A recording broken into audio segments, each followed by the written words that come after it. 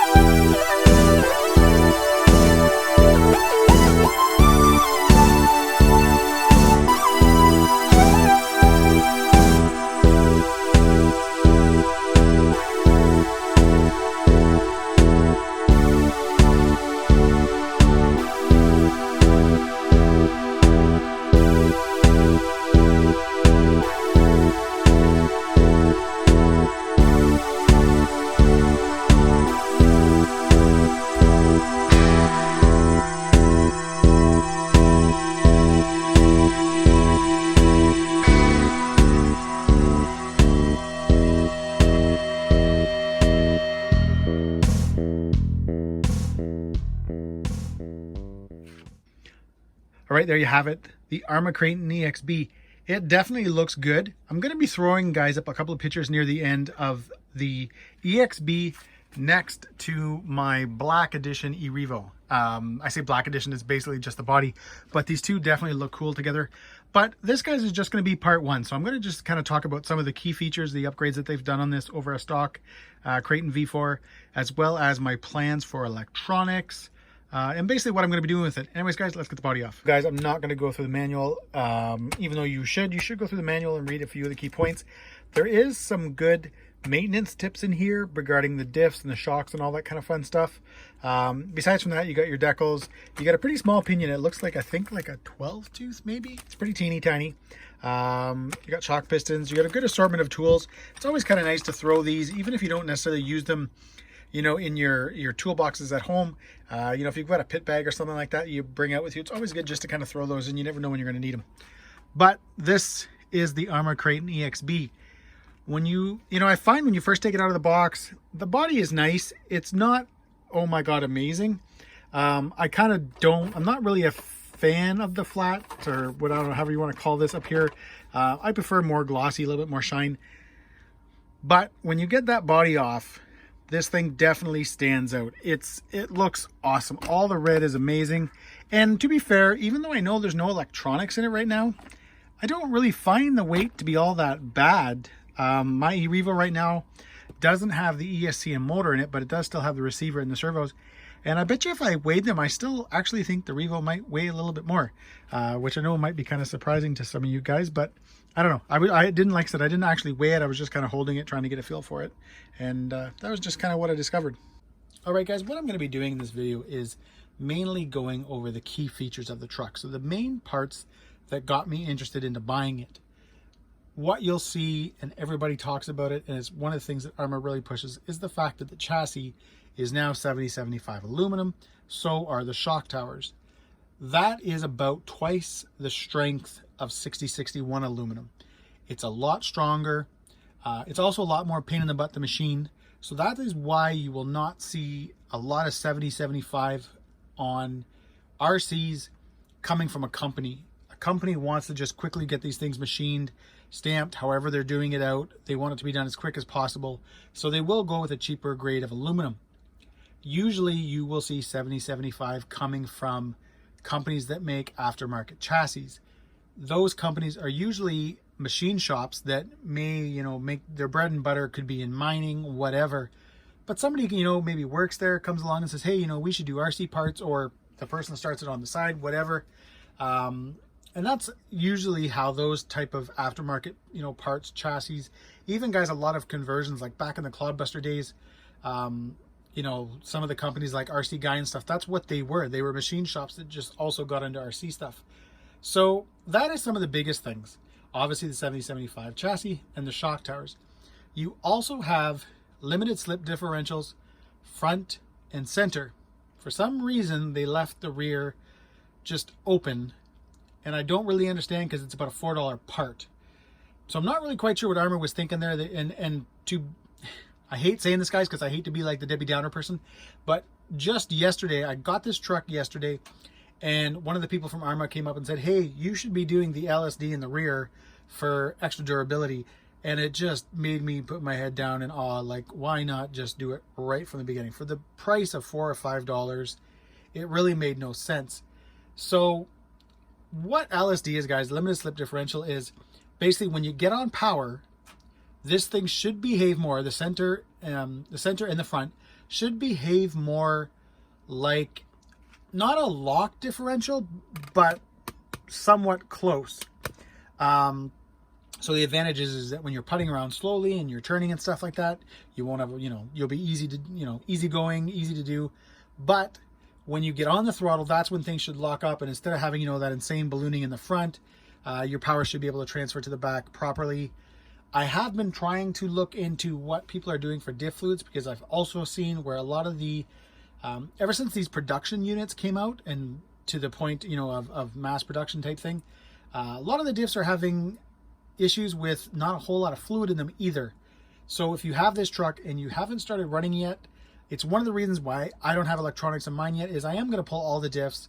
I've already ordered the parts for the rear, the LSD, the parts that you need for the limited slip differential. And I'm going to be doing that before I even run the truck. A little bit bummed by that, because the point of me buying this truck was that I just wanted something I was going to throw my electronics in and go. But hey, it's how it goes. And I would rather save, the hassle of going through, even though I know Arrma, hey, they're going to warranty it, they're going to look after you and all that kind of fun stuff. I still just would rather get it going right out of the box, so that my first time running this truck is going to be awesome. That's what I want.